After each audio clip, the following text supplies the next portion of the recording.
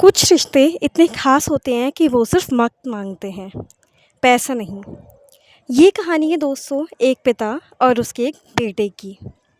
एक खिलौने की तलाश में छुपे उस प्यार की जो सिर्फ़ मौजूद होने से मिलता है। तो आइए शुरू करते हैं। कहानी का नाम है दोस्तों आखिरी खिलौना।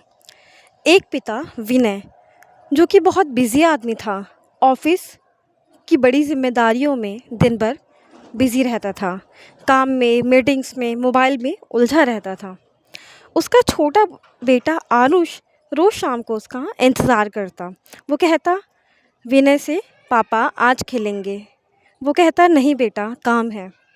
अगले दिन उसने कहा पापा आज कहानी सुना दो। उसने कहा बेटा मैं थका हुआ हूँ, सो जाओ। हर बार यही जवाब। आरुष बहुत छोटा था और वो अपने पिता के साथ वक्त बिताना चाहता था, उनके साथ टाइम स्पेंड करना चाहता था। हर बार यही जवाब सुनने के साथ साथ आरुष दिन प्रतिदिन उदास होता जा रहा था। एक दिन आरुष ने अपनी गुल्लक फोड़ी, सारा पैसा निकाला और एक पुराने खिलौने की दुकान पर गया। दुकानदार से बोला मुझे वो पापा वाला खिलौना चाहिए।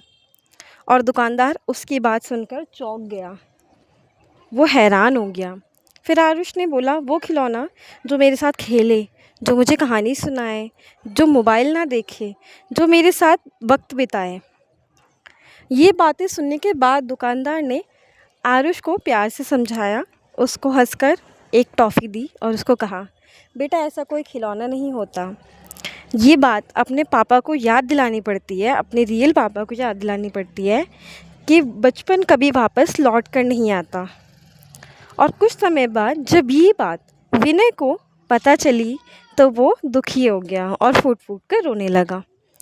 उस दिन की शाम के टाइम में उस रात पहली बार उसने अपना मोबाइल बंद किया, आरुष को गले लगाया और कहा कि बेटा आज मैं तुम्हारा सबसे अच्छा खिलौना बनूंगा और तुम मेरी सबसे बड़ी खुशी। दोस्तों उसके बाद से विनय ने कभी भी आरुष का दिल नहीं दुखाया। उसने उसके साथ टाइम स्पेंड किया, उसको समय दिया, उसके साथ अपना वक्त बिताया, उसके साथ खेला, उसके साथ उसने अपना एक अच्छा समय बिताना शुरू कर दिया, जिसकी वजह से दोस्तों आरुष अब अपने पापा के साथ बहुत खुशी खुशी रहने लगा।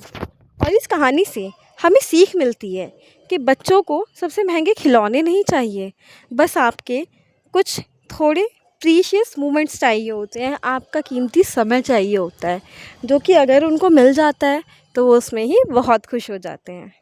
इस कहानी से हमें शिक्षा मिलती है कि हमें हमेशा अपने बच्चों पर ध्यान लगाए रखना चाहिए, उनके साथ समय बिताना चाहिए, खुद की लाइफ में बिज़ी नहीं रहना चाहिए, अपने बच्चों पर भी ध्यान देना चाहिए। तभी वो हमारे साथ भी घुल मिल कर रह पाते हैं, तभी वो अपने मन की बातें हमसे शेयर कर पाते हैं।